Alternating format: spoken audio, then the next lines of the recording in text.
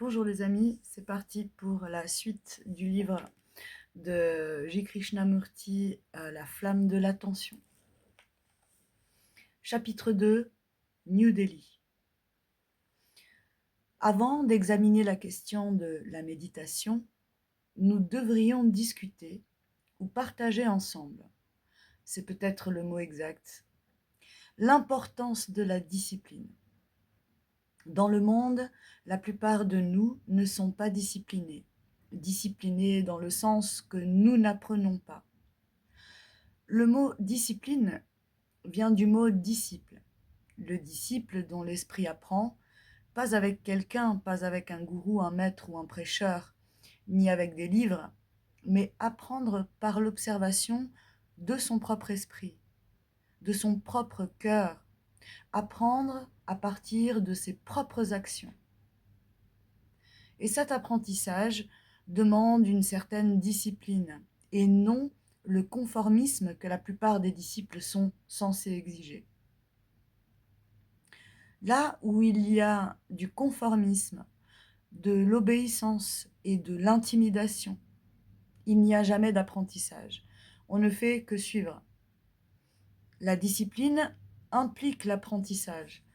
Apprendre sur l'esprit très complexe que l'on a, sur notre vie quotidienne, apprendre sur les relations avec les autres, de sorte que l'esprit soit toujours souple, actif. Pour partager ce qu'est la méditation, on doit comprendre la nature de la discipline. Telle qu'elle est comprise habituellement, la discipline suppose le conflit, se conformer à un modèle comme un soldat, ou se conformer à un idéal, se conformer à certaines paroles de livres sacrés, et ainsi de suite. Là où il y a conformisme, et il y a forcément friction, et par conséquent, perte d'énergie. Si notre esprit et notre cœur sont en conflit, ils ne peuvent pas méditer. Nous allons approfondir cela. Ce ne sont pas de simples paroles que vous acceptez ou que vous refusez, mais c'est quelque chose que nous allons examiner ensemble. Nous vivons depuis des millénaires et des millénaires dans le conflit, le conformisme, l'obéissance, l'imitation, la répétition, de telle façon que notre esprit est devenu extrêmement terne. Nous sommes devenus des gens de seconde main, toujours en train de citer quelqu'un d'autre, ce qu'il a dit et ce qu'il n'a pas dit. Nous avons perdu la capacité, l'énergie pour apprendre à partir de nos propres actions. C'est nous qui sommes totalement responsables de nos actes. Ce n'est ni la société, ni l'environnement, ni les hommes politiques. Nous sommes entièrement responsables de nos actes et du fait d'apprendre à partir d'eux. Dans un tel apprentissage, nous découvrons énormément, car dans chaque être humain, dans le monde entier, il y a l'histoire de l'humanité en nous. En nous, il y a l'anxiété de l'humanité. Non, alors, pardon, dans la phrase, je me suis embrouillée. Je reprends, excusez-moi. Tel un apprentissage, nous découvrons énormément, car dans chaque être humain, dans le monde entier, il y a l'histoire de l'humanité. En nous, il y a l'anxiété de l'humanité et la peur, la solitude, le désespoir, la souffrance et la douleur. Toute cette histoire complexe est en nous. Si vous savez lire ce livre, alors vous n'avez plus à lire aucun autre livre, excepté des livres techniques par exemple. Mais nous sommes négligents, pas pressés d'apprendre sur nous-mêmes, sur nos actions, et nous ne voyons pas que nous sommes responsables de nos actes et de ce qui arrive dans le monde et dans cet infortuné pays. On doit mettre de l'ordre dans sa maison, car personne sur terre ou dans les cieux ne va le faire pour nous. Ni notre gourou, ni nos serments, ni notre dévotion. Nous vivons, nous pensons, nous agissons de façon désordonnée, comme un esprit Comment un esprit désordonné peut-il percevoir ce qui est ordre absolu, comme l'univers est ordre absolu?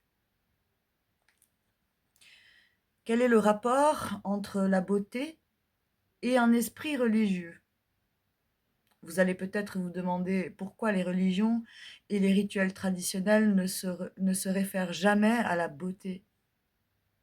Mais la compréhension de la beauté fait partie de la méditation. Pas de la beauté d'une femme ou d'un homme, ou la beauté d'un visage qui a sa propre beauté, mais la beauté elle-même, la véritable essence de la beauté.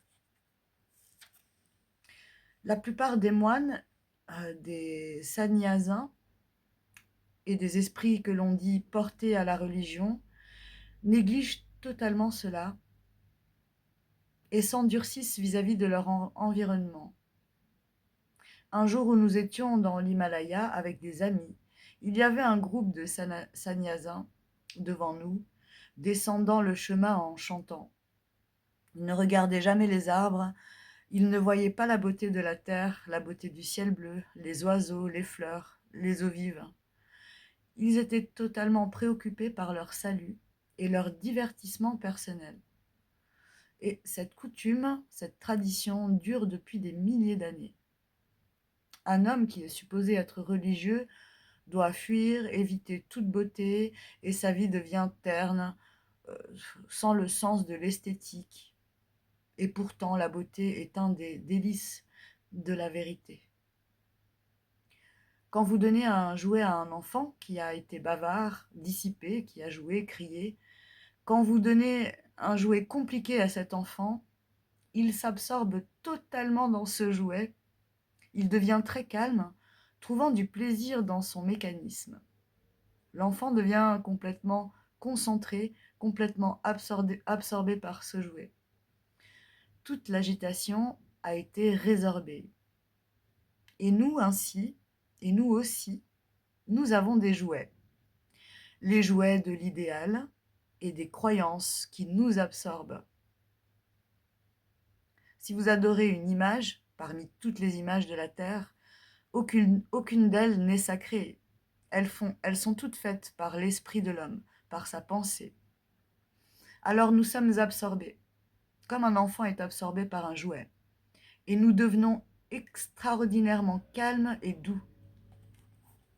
Quand nous voyons une montagne merveilleuse, couronnée de neige sur un ciel bleu et des vallées profondes qui sont dans l'ombre, leur grande splendeur et leur grande majesté nous absorbent complètement. Pendant un moment, nous sommes complètement silencieux, car leur majesté nous envahit. Nous nous oublions. La beauté est là, où vous n'êtes pas. L'essence de la beauté, c'est l'absence de moi. L'essence de la méditation, c'est d'explorer le renoncement au moi.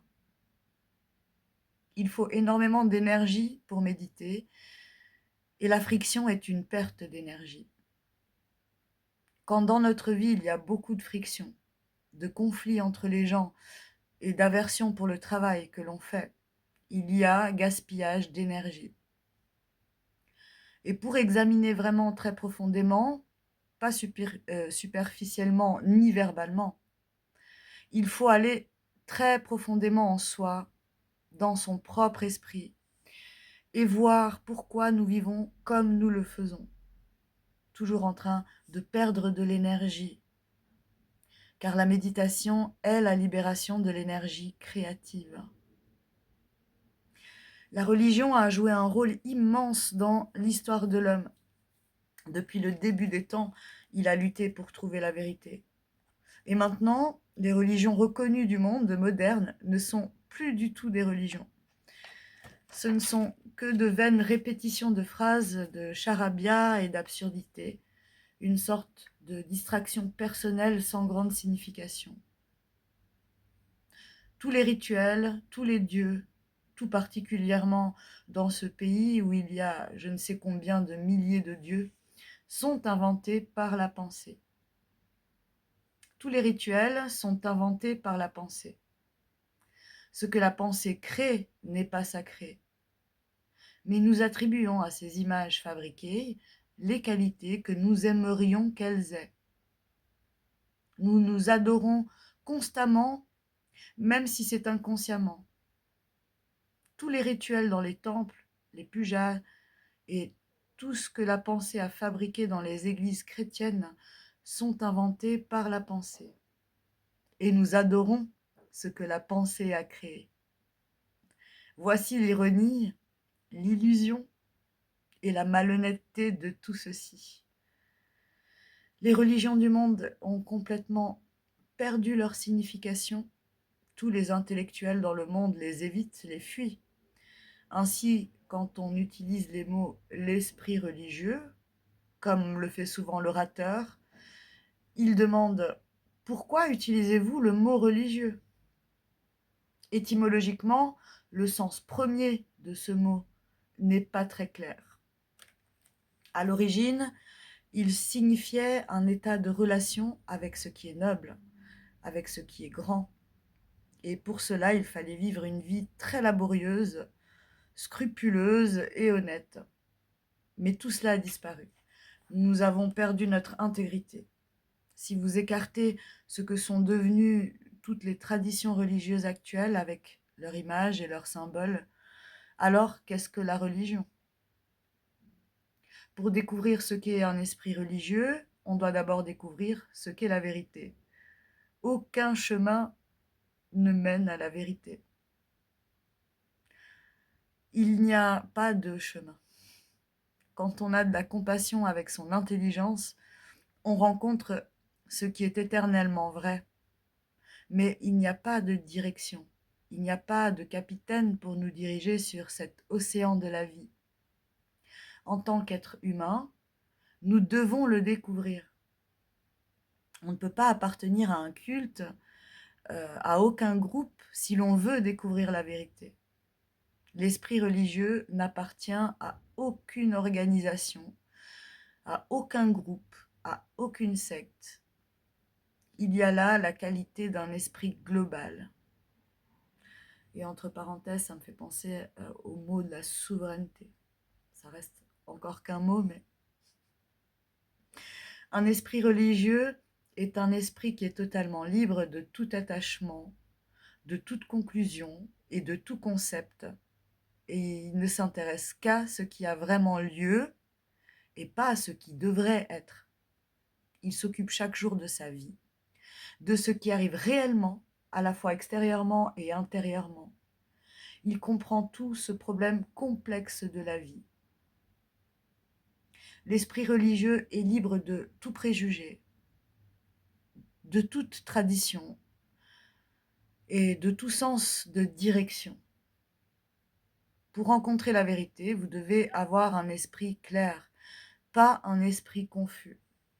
Donc, après avoir mis de l'ordre dans notre vie, examinons ce qu'est la méditation. Pas comment méditer, ce qui est une question absurde. Quand on demande comment on veut un système, une méthode, un plan soigneusement conçu, regardez ce qui arrive quand on suit une méthode, un système. Pourquoi veut-on une méthode, un système? On s'imagine que c'est plus facile de suivre quelqu'un qui vous dit « Je vais vous dire comment méditer ». C'est vrai, on peut donner chacun voilà, nos propres expérimentations et nos propres avis ou conseils, mais ça sera toujours très personnel. Donc, quand quelqu'un dit comment méditer, il ne sait pas ce qu'est la méditation.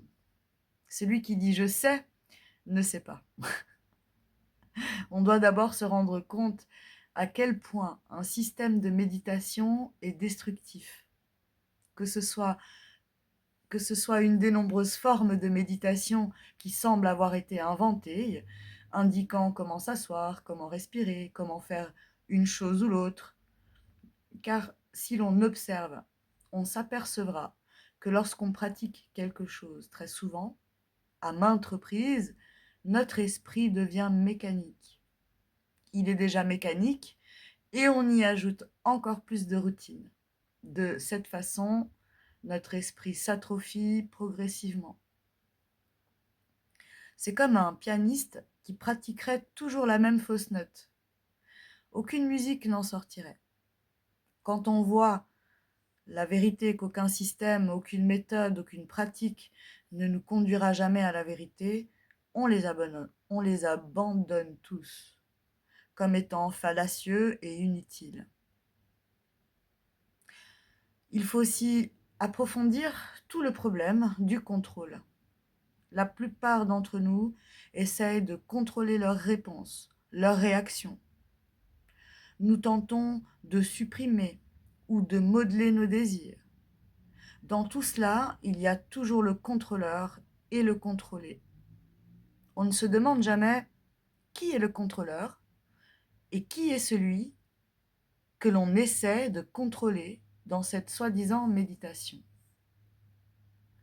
Qui est-ce? Qui est ce contrôleur qui essaye de contrôler ses pensées, sa façon de penser et le reste? Qui est le contrôleur? Le contrôleur est certainement cette entité qui a décidé de pratiquer cette méthode ou ce système. Mais qui est cette entité? Elle provient du passé, c'est la pensée. Elle est basée sur la récompense et la punition. Donc, le contrôleur appartient au passé et il essaye de contrôler ses pensées, mais le contrôleur est le contrôlé. Regardez, tout cela est vraiment très simple. Quand vous êtes envieux, vous vous séparez de votre envie. Vous dites « je dois contrôler l'envie, je dois la supprimer » ou la rationaliser. Mais vous n'êtes pas séparé de l'envie, vous êtes l'envie. L'envie n'est pas séparée de vous. Et cependant, nous rusons en essayant de contrôler l'envie comme si elle était séparée de nous. Donc, pouvez-vous vivre une vie sans aucun contrôle? Ce qui ne signifie pas que l'on doive se laisser aller à faire tout ce que l'on veut. Je vous en prie, posez-vous cette question. Pouvez-vous vivre une vie qui actuellement est tellement désastreuse, mécanique et répétitive, sans aucune sorte de contrôle? Cela ne peut se faire que lorsque vous percevez avec une clarté totale, que lorsque vous faites attention à toute pensée qui surgit, sans se mettre à penser. Quand vous êtes complètement attentif, vous découvrez que vous pouvez vivre sans le conflit qui découle du contrôle. Savez-vous ce que cela veut dire? Avoir un esprit qui a compris ce qu'est le contrôle et qui vit sans l'ombre d'un conflit. Cela signifie la liberté totale. Et on doit avoir cette liberté complète pour découvrir ce qui est éternellement vrai. Nous devons aussi comprendre la différence qualitative entre concentration et attention. La plupart d'entre nous connaissent la concentration. À l'école, au collège, à l'université, nous apprenons à nous concentrer.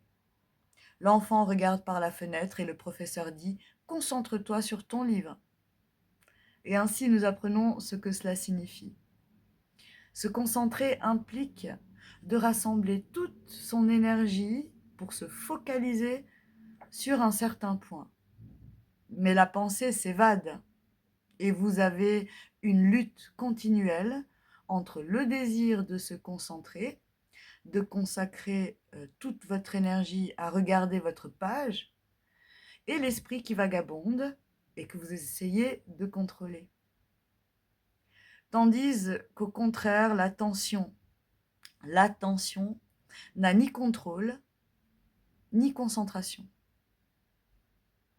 C'est l'attention complète, ce qui signifie consacrer toute votre énergie, votre courage, l'aptitude et l'énergie du cerveau, votre cœur, tout pour faire attention. Quand vous faites vraiment attention, complètement, il n'y a pas de mémorisation et pas d'action basée sur la mémoire. Quand vous faites attention, le cerveau n'enregistre pas. Tandis que si vous vous concentrez, que vous faites un effort, vous agissez toujours à partir de la mémoire, tel un tourne-disque qui se répète. Comprenez la nature d'un cerveau qui n'a besoin d'enregistrer que ce qui est nécessaire. Il est nécessaire d'enregistrer où nous vivons, ainsi que les activités pratiques de la vie. Mais il n'est pas nécessaire d'enregistrer psychologiquement, intérieurement, que ce soit l'insulte ou la flatterie, etc. Je vais la relire, cette phrase. Il n'est pas nécessaire d'enregistrer psychologiquement, intérieurement, que ce soit l'insulte ou la flatterie, etc. Avez-vous déjà essayé? C'est probablement tout à fait nouveau pour vous. Quand vous le faites, le cerveau, l'esprit est entièrement débarrassé de tout conditionnement. Nous sommes tous esclaves de la tradition et nous pensons aussi que nous sommes complètement différents les uns des autres. Nous ne le sommes pas. Nous connaissons tous les mêmes grandes douleurs, tristesses. Nous versons tous les mêmes pleurs. Nous sommes tous des êtres humains. Nous ne sommes pas des hindous, des musulmans ou des russes. Ce sont des étiquettes vides de sens. L'esprit doit être totalement libre, ce qui signifie que l'on doit être totalement seul, mais nous avons très peur d'être seuls. L'esprit doit être libre, tout à fait tranquille et sans contrôle. Quand l'esprit est complètement religieux, il est non seulement libre, mais il est aussi capable d'examiner la nature de la vérité pour laquelle il n'y a aucun guide, aucun chemin. Seul l'esprit silencieux, l'esprit qui est libre, peut découvrir ce qui est au-delà du temps. N'avez-vous jamais remarqué, si vous vous êtes observé, que votre esprit ne cesse jamais de bavarder, éternellement occupé par une chose ou une autre? Si vous êtes un sannyasin, votre esprit est occupé par Dieu, par les prières, par ceci ou cela.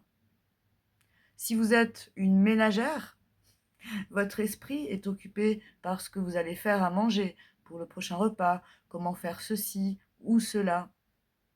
L'homme d'affaires est occupé par le commerce, le politicien par les partis politiques et le prêtre est occupé par ses propres absurdités. Ainsi, nos esprits sont toujours occupés et n'ont aucun espace, alors que l'espace est nécessaire. L'espace implique aussi un vide, un silence, qui a une immense énergie. Vous pouvez réduire votre esprit au silence en prenant une drogue. Vous pouvez ralentir votre pensée et devenir de plus en plus calme en absorbant un produit chimique. Mais ce silence est du même ordre que la suppression du son.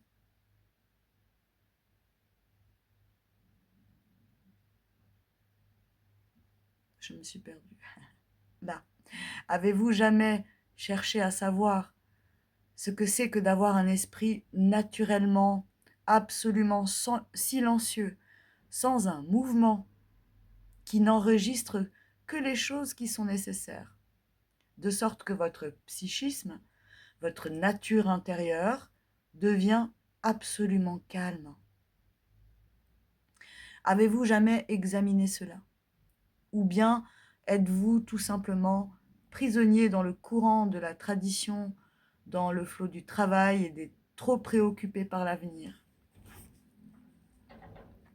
Là où il y a le silence, il y a l'espace. Pas l'espace auquel nous pensons habituellement, celui qui va d'un point A à un point B. Là où est le silence, il n'y a pas de point. Il n'y a que le silence.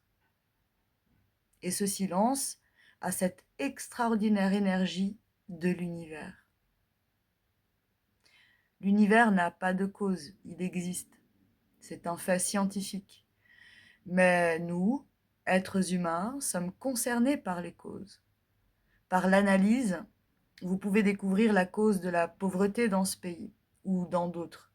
Vous pouvez trouver la cause de la surpopulation, le manque de contrôle des naissances. Vous pouvez trouver pourquoi les êtres humains sont divisés en Sikhs, hindous, musulmans, etc. Vous pouvez découvrir la cause de votre angoisse ou de votre solitude, mais vous n'êtes pas libre de la causalité. Toutes nos actions sont fondées sur la récompense ou sur la punition, même si c'est très subtil, ce qui est une causalité. Pour comprendre l'ordre de l'univers, qui est sans cause, est-il possible de vivre une vie sans cause? C'est l'ordre suprême. Alors nous parvient une énergie créatrice qui provient de cet ordre. La méditation, c'est libérer cette énergie créatrice. Il est extrêmement important de connaître et de comprendre la profondeur et la beauté de la méditation. L'homme a toujours demandé, depuis des temps immémoriaux, s'il y avait quelque chose au-delà de toute la pensée, au-delà de toutes les inventions romanesques et au-delà du temps. Il s'est toujours demandé, y a-t-il quelque chose au-delà de toute cette souffrance, au-delà de tout ce chaos, au-delà des guerres, au-delà des batailles entre les hommes? Y a-t-il quelque chose qui soit immuable, sacré, totalement pur, que la pensée ou l'expérience n'ait jamais touché? Ceci a été la quête des personnes sérieuses depuis les temps anciens. Pour le trouver, pour le découvrir, la méditation est nécessaire. Pas la méditation répétitive qui n'a aucun sens. Il y a une énergie créatrice. Attendez, qui n'a aucun sens, j'en étais bien là. Oui. Il y a une énergie créatrice qui est vraiment religieuse quand l'esprit est dégagé de tout conflit, de tout le tourment de la pensée. Pour rencontrer ce qui n'a pas de début, pas de fin. C'est la vraie profondeur de la méditation et sa beauté. Cela nécessite d'être libre de tout conditionnement. Il y a une sécurité totale dans l'intelligence compatissante. Une entière sécurité, mais nous voulons la sécurité dans les idées, les croyances, les concepts et les idéaux. Nous nous y cramponnons, ils sont notre sécurité, même s'ils sont faux, même s'ils sont irrationnels.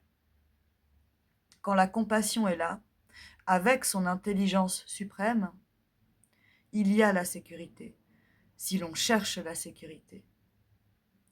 En fait, quand la compassion est là, quand il y a cette intelligence, il n'est pas question de sécurité.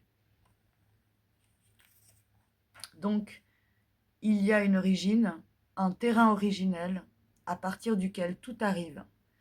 Et ce terrain originel n'est pas le mot. Le mot n'est jamais la chose. Et la méditation, c'est découvrir ce terrain qui est à l'origine de toute chose et qui est dégagé du temps. C'est ainsi qu'opère la méditation et celui qui le découvre est béni. Le 8 novembre 1980. C'était le 2e chapitre. Continuons avec le chapitre 3. Bénarès. L'orateur ne donne pas une conférence. Il ne vous fait pas un exposé. Il ne vous instruit pas. C'est une conversation entre deux amis qui ont une certaine affection l'un pour l'autre, une certaine considération réciproque, qui ne se trahiront pas et qui ont en commun certains intérêts profonds. Donc ils s'entretiennent amicalement, avec un sentiment de profonde communication entre eux, assis sous un arbre par un beau matin, avec la rosée sur l'herbe, discutant ensemble des complexités de la vie.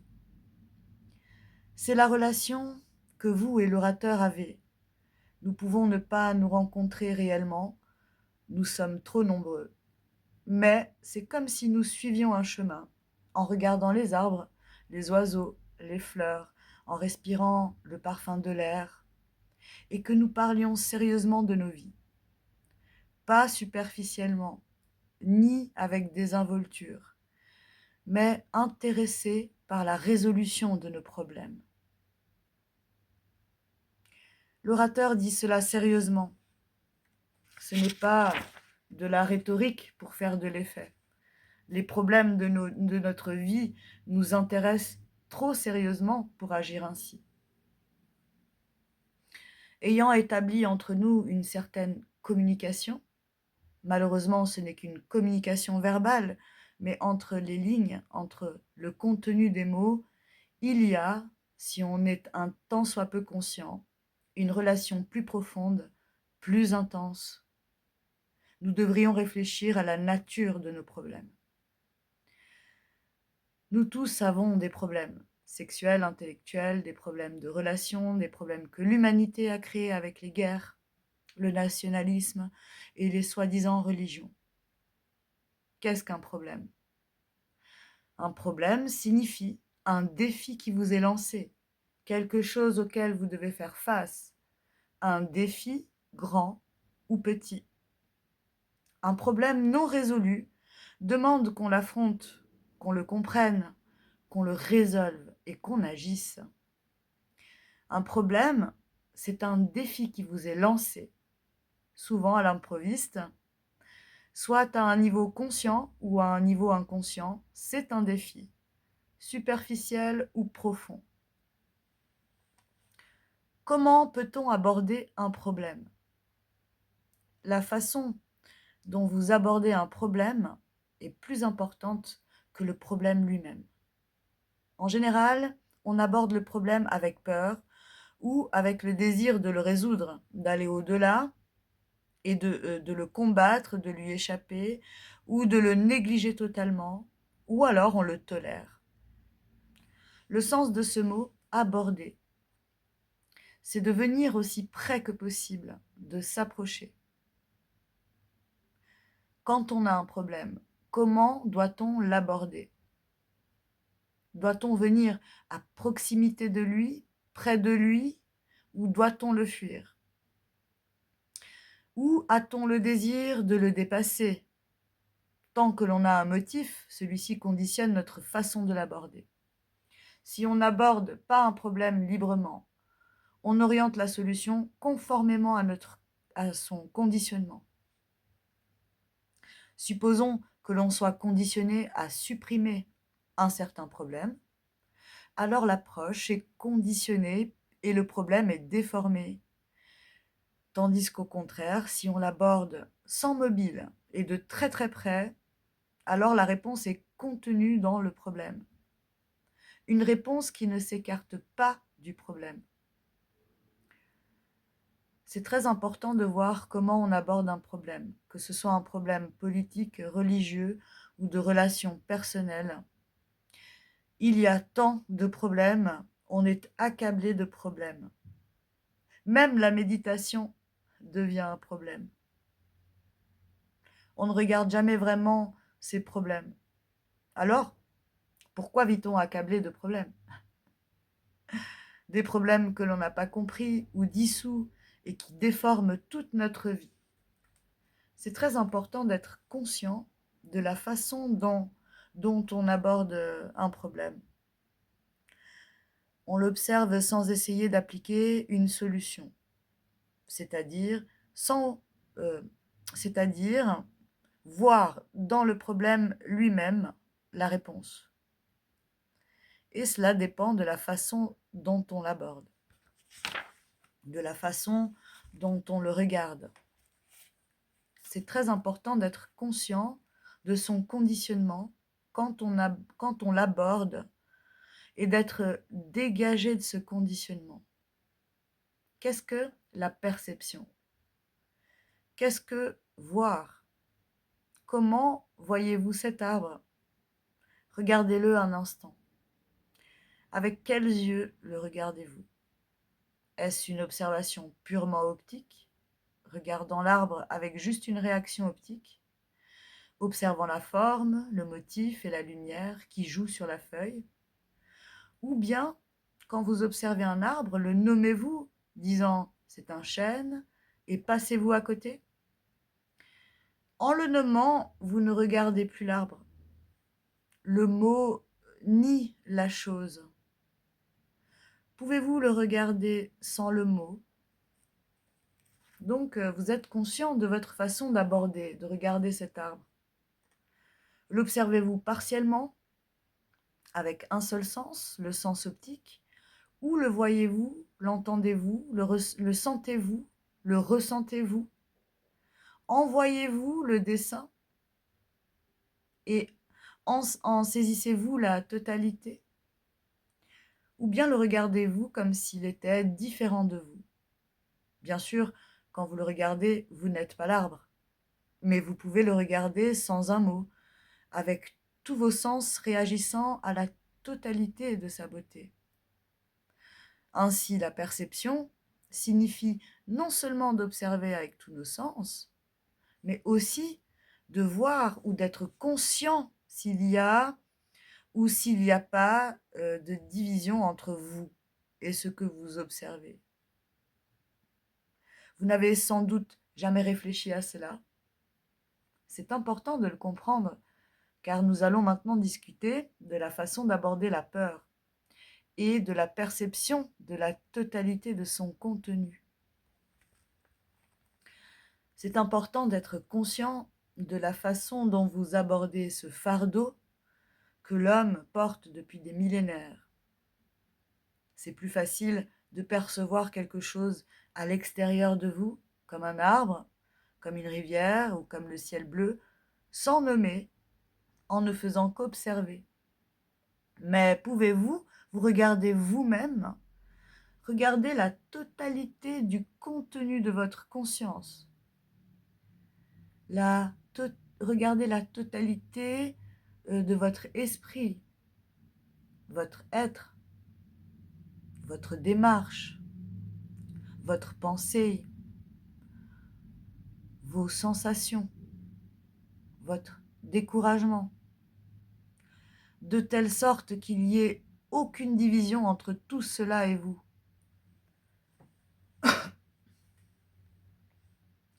S'il n'y a pas de division, il n'y a pas de conflit. Là où il y a division, le conflit est inévitable. C'est une loi.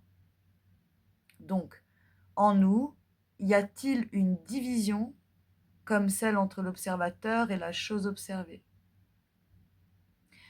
Si l'observateur aborde la peur, l'envie ou la souffrance comme si elles étaient différentes de lui-même et qu'ils doivent les résoudre, les supprimer, les comprendre, les dépasser, alors la division et la lutte s'installent. Alors, comment abordez-vous la peur? La percevez-vous sans aucune distorsion, sans réaction de fuite, de suppression, d'explication ou même d'analyse? La plupart d'entre nous ont peur d'une chose ou de beaucoup de choses. Vous pouvez avoir peur de votre femme ou de votre mari, avoir peur de perdre votre travail, peur de n'avoir aucune sécurité dans votre vieillesse, peur de l'opinion publique, ce qui est la forme la plus stupide de peur. avoir peur de beaucoup de choses, de l'obscurité, de la mort, etc. Nous n'allons pas maintenant examiner ensemble ce qui nous fait peur, mais c'est ce que la peur, mais ce qu'est la peur elle-même. Nous ne parlons pas des sujets de peur, mais de la nature de la peur, de sa façon de surgir et de votre façon de l'aborder. Y a-t-il une motivation derrière notre approche du problème de la peur? On a bien évidemment un mobile, celui de le dépasser, de le supprimer, de l'éviter, de ne pas s'en occuper. Et pendant la plus grande partie de notre vie, nous avons eu l'habitude de la peur, on la tolère donc. S'il y a le moindre motif, on ne peut pas voir clairement le problème. On ne peut pas s'en approcher. Et quand on regarde la peur, est-ce que l'on considère qu'elle est différente de soi, comme si on était quelqu'un de l'extérieur qui regarde à l'intérieur, ou comme quelqu'un de l'intérieur qui regarde à l'extérieur? Mais la peur est-elle différente de soi? Bien sûr que non. La colère non plus. Mais l'éducation, la religion nous ont amenés à nous sentir séparés d'elle, de telle sorte que l'on doit la combattre et en finir avec elle. On ne se demande jamais si cette chose que l'on appelle la peur est vraiment séparée de soi. Elle ne l'est pas. Et quand on le comprend, on réalise que l'observateur est observé.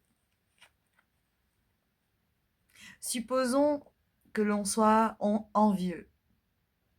On peut penser que l'envie est différente de soi, mais la réalité est que l'on en fait partie. Nous faisons partie de l'envie, comme nous faisons partie de l'avidité, de la colère, de la souffrance et de la douleur.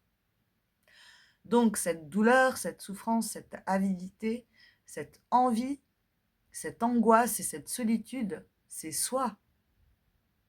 On est tout cela. Voyez-en d'abord la logique. C'est ainsi. Et quand on le voit logiquement, est-ce que l'on fabrique une abstraction à partir de ce que l'on a vu, de telle sorte que cela devient une idée, une apparence de réalité? On fabrique une abstraction, une idée selon laquelle on devrait fuir. Et alors, on agit sur la base de cette idée. Et cela nous empêche d'observer de près ce qu'est la peur. Mais si on n'en fait pas une abstraction et que l'on voit que c'est un fait, alors on l'aborde sans motif. On l'observe comme quelque chose qui n'est pas différent de soi. On comprend l'association. On l'observe comme une partie de soi. On est cela. Il n'y a pas de division entre soi et cela. Ainsi, notre observation est que l'observateur est observé. L'observé n'est pas différent de soi. Donc, qu'est-ce que la peur? Approchons-nous-en très près, car on ne peut voir très clairement que si l'on est très près. Qu'est-ce que la peur? Est-ce le temps sous forme d'un mouvement du passé, le présent modifié et qui se poursuit? On est le passé, le présent et également le futur. On est le résultat du passé, 1 millier d'années et plus. On est aussi le présent avec ses impressions, ses conditions sociales actuelles, son climat actuel. On est tout cela et aussi le futur. On est le passé modifié dans le présent et poursuivi dans le futur. C'est le temps intérieur. Il y a aussi le temps extérieur. Le temps de la montre, le temps du lever et du coucher du soleil, de la succession du matin, de l'après-midi et du soir. Cela prend du temps extérieur, d'apprendre une langue, d'apprendre la technique nécessaire pour conduire une voiture, pour devenir un menuisier, un ingénieur ou même un homme politique. Il y a un temps extérieur, celui qui est nécessaire pour parcourir la distance qui va d'ici à là. Et il y a également un temps qui prend la forme de l'espoir. C'est le temps intérieur. On souhaite devenir non violent, ce qui est absurde.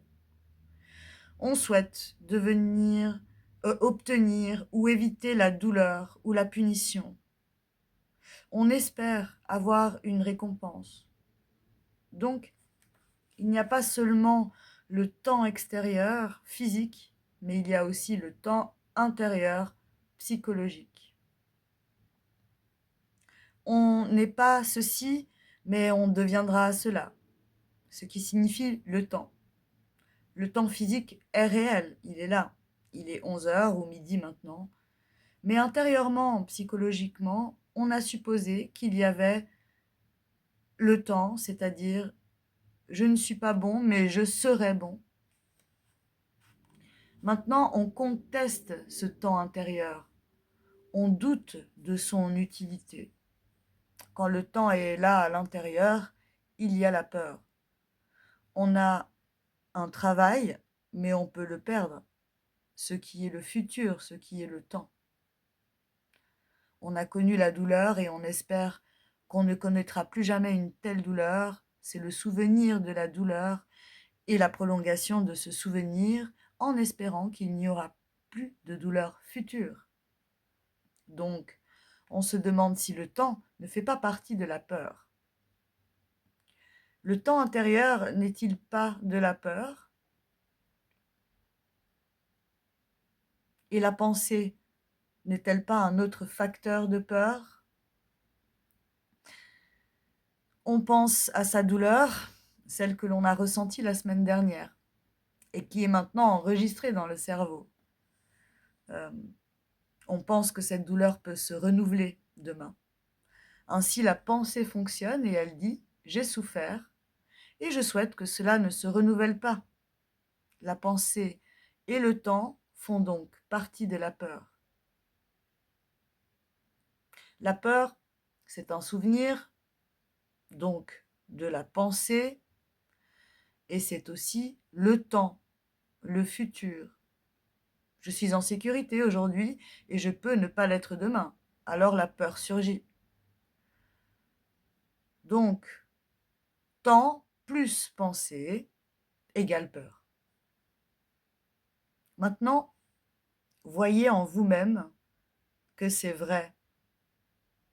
Ne vous contentez pas de m'écouter, d'écouter l'orateur, de traduire en mots et de mémoriser tout cela, mais voyez vraiment que c'est un fait, pas une abstraction sous forme d'idée. Vous devez vous rendre compte que si en écoutant, vous avez fabriqué une idée, si vous avez forgé une abstraction à partir de ce que vous avez entendu et que vous l'avez transformée en une idée, ou si vous faites vraiment face à la réalité de la peur, qui est temps et pensée. Maintenant, la façon dont vous percevez le mouvement global de la peur est importante. Soit vous le percevez en le niant, ou bien vous le percevez sans la division du moi et de la peur, réalisant que vous êtes la peur, de telle sorte que vous restez avec cette peur. Il y a deux façons de nier la peur. Soit en la refusant totalement en disant « je n'ai pas peur », ce qui est absurde, ou en l'annulant en s'apercevant que l'observateur est l'observé, de telle sorte qu'il n'y ait aucune action. Normalement, nous voulons refuser la peur, la refuser dans le sens d'en finir avec elle, de la fuir, de la détruire, de se protéger d'elle. Ce sont toutes des formes de refus. Un tel refus obéit à la peur.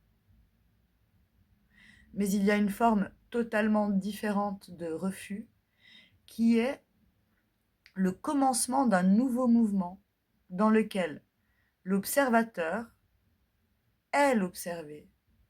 La peur, c'est moi. L'observateur est la peur. Donc, il ne peut pas agir sur elle. Alors, il y a une sorte de refus totalement différent qui est le début d'un mouvement neuf. Vous êtes-vous rendu compte que lorsque vous obéissez à la peur, vous la renforcez? Et la fuir, la supprimer, l'analyser, en découvrir la cause, c'est lui obéir. Vous essayez de supprimer quelque chose comme si cette chose n'était pas vous. Mais quand vous réalisez que vous êtes cela et que par conséquent, vous ne pouvez rien y faire, alors il y a une non-action et un mouvement complètement différent. Et un mouvement complètement différent prend naissance. Le plaisir est-il différent de la peur? Ou la peur est-elle plaisir? Quand vous comprenez la nature du plaisir, qui est aussi temps et pensée, ce sont comme les deux faces d'une même pièce. Dans le passé, vous avez fait l'expérience de quelque chose de très beau, et cela a été enregistré sous forme de mémoire, et vous voulez répéter ce plaisir. De même que vous vous souvenez de la peur d'un événement passé et que vous voulez l'éviter. Ces deux mouvements sont semblables, bien que vous appeliez l'un plaisir et l'autre peur. Y a-t-il une fin à la souffrance? L'homme a fait ce qu'il a pu pour transcender la souffrance. Il a adoré la souffrance. Il a fui, la souffrance. Il l'a gardée près de son cœur. Il a essayé de chercher du réconfort pour s'éloigner de la souffrance. Il a poursuivi le chemin du bonheur. Il s'y est cramponné, il s'y est accroché pour éviter de souffrir. Pourtant, l'homme a souffert. Les êtres humains ont souffert dans le monde entier et à travers les âges.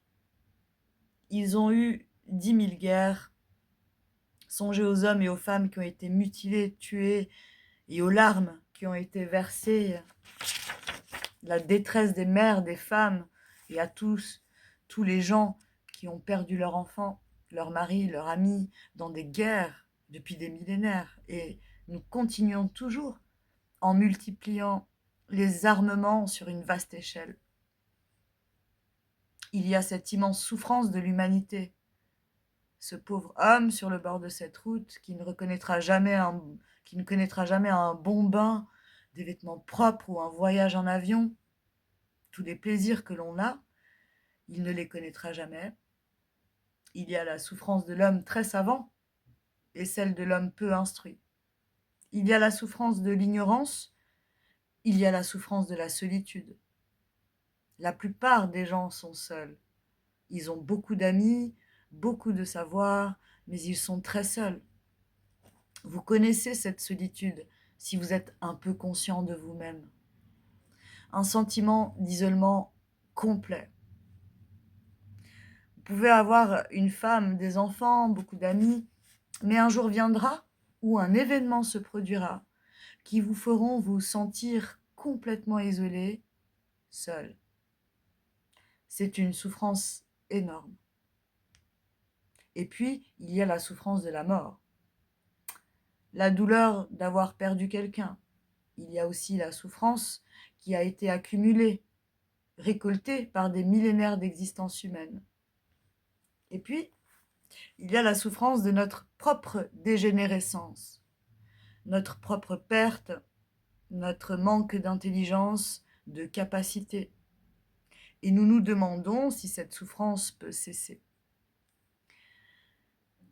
Ou Ou, ou est-ce que l'on arrive à la souffrance avec, la, avec la souffrance et que l'on meurt avec la souffrance? Logiquement, rationnellement, intellectuellement, nous pouvons trouver bien des raisons à la souffrance. Ce sont toutes des explications du bouddhisme, de l'hindouisme, du christianisme et de l'islam. Mais en dépit des explications, des causes, des autorités qui cherchent continuellement à l'expliquer, la souffrance est toujours là avec nous. Donc est-il possible de faire cesser la souffrance? Car il n'y a pas de fin à la souffrance. Il n'y a pas d'amour, il n'y a pas de compassion.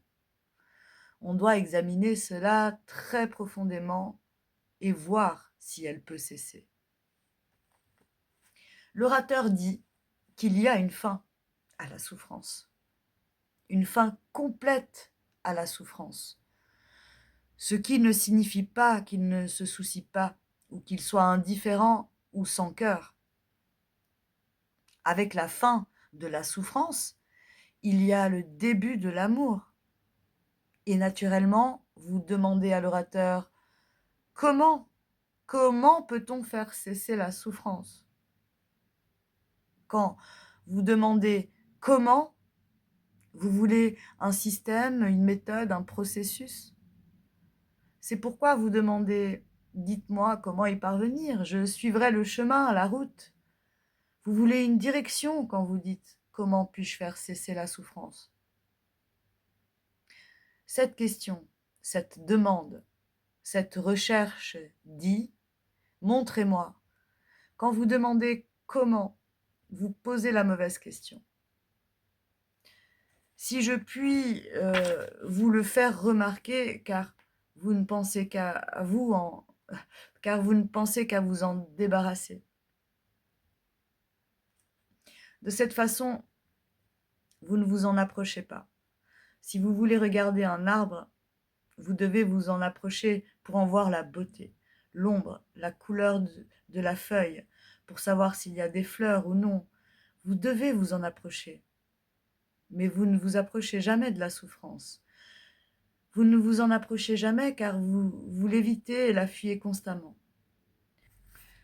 Donc, la façon d'aborder la souffrance a beaucoup d'importance selon que vous l'abordez avec l'intention d'y échapper, de chercher du réconfort et de l'éviter, ou que vous l'abordez et que vous venez très près d'elle. Découvrez si vous vous en approchez. Vous ne pouvez pas vous en approcher si vous vous apitoyez sur vous-même ou si vous avez le désir d'en découvrir la cause, l'explication d'une manière ou d'une autre. Dans ce cas, vous l'évitez. Donc la façon de l'aborder, de s'en approcher est très importante, ainsi que la façon de la voir, la façon de comprendre la douleur. Est-ce le mot souffrance qui vous fait ressentir la souffrance? Ou bien est-ce un fait? Si c'est un fait, voulez-vous vous en rapprocher afin que la souffrance soit vous? Vous n'êtes pas différent de la souffrance. C'est la première chose à voir. Vous n'êtes pas différent de la souffrance. Vous êtes la souffrance. Vous êtes l'angoisse, la solitude, le plaisir, la douleur, la peur, ce sentiment d'isolement. Vous êtes tout cela. Ainsi, vous vous en approchez. Vous êtes cela et par conséquent, vous restez avec elle. Quand vous voulez regarder cet arbre, vous l'approchez. Vous en regardez tous les détails. Vous prenez votre temps. Regardez, regardez, regardez. Et il vous révèle toute sa beauté. Vous ne racontez pas votre histoire à l'arbre. C'est lui qui vous parle, si vous l'observez. De la même façon, si vous vous approchez de la souffrance, prenez-la, regardez-la, ne la fuyez pas. Voyez ce qu'elle essaie de vous révéler, sa profondeur, sa beauté, son immensité. Alors, si vous restez entièrement avec elle, avec ce seul mouvement, la souffrance cesse. Ne vous contentez pas de mémoriser cela et ensuite de le répéter. C'est ce que vos cerveaux ont l'habitude de faire. Mémoriser ce qu'a dit l'orateur et puis dire « Comment puis-je mettre tout cela en pratique ?» Car vous êtes elle, vous êtes tout cela. Et par conséquent, vous ne pouvez pas vous échapper de vous-même. Vous la regardez et il n'y a pas de division entre l'observateur et l'observé. Vous êtes cela et il n'y a pas de division. Quand il n'y a pas de division, vous demeurez entièrement avec elle. Cela nécessite beaucoup d'attention, beaucoup d'intensité, de clarté. La clarté de l'esprit qui voit instantanément la vérité. Voir, juste voir. Alors, l'amour naît quand la souffrance cesse. Je me demande si vous aimez. Aimez-vous votre femme, vos enfants, ce que l'on appelle votre pays? Aimez-vous la terre, la beauté d'un arbre, la beauté d'une personne? Ou bien êtes-vous si terriblement centré sur vous-même que vous n'avez aucune perception de quoi que ce soit? L'amour apporte la compassion. La compassion ne s'occupe pas d'assistance sociale. La compassion a sa propre intelligence. Mais vous ne connaissez rien à tout cela. Tout ce que vous connaissez, ce sont vos désirs, vos ambitions, vos déceptions, votre malhonnêteté. Quand on vous pose des questions très profondes, qui vous remuent, vous devenez négligent. Quand je vous pose une question comme celle-là, aimez-vous quelqu'un? Vos visages sont vides. Et c'est le résultat de votre religion, de votre dévotion à vos gourous absurdes, de votre attachement envers vos dirigeants. Ce n'est pas de l'attachement, vous avez peur et par conséquent, vous suivez. Après tous ces millénaires, vous êtes ce que vous êtes maintenant. Pensez à cette tragédie. C'est votre tragédie, vous comprenez? Donc, demandez-vous si l'on peut vous le suggérer, en marchant avec vous sur ce chemin, comme un ami. Savez-vous ce que signifie l'amour? L'amour qui ne demande rien à un autre. Posez-vous la question. Il ne demande rien à votre femme, à votre mari. Rien n'est demandé à un autre. Ni physiquement, ni émotionnellement, ni intellectuellement. Ne pas suivre un autre, ne pas avoir de concept et suivre ce concept. Car l'amour n'est pas la jalousie. L'amour n'a aucun pouvoir, dans le sens courant de ce mot. L'amour ne cherche pas une position sociale, du prestige, du pouvoir. Mais il a sa propre capacité, sa propre habileté et sa propre intelligence. Le 26 novembre 1981, c'était le 3e chapitre. Et je continuerai la lecture des chapitres suivants. Je vous souhaite une bonne écoute pour aujourd'hui, si cela a du sens pour vous. Si vous avez arrivé à me suivre en tant qu'oratrice, je l'espère. Et je vous souhaite une excellente journée. À bientôt.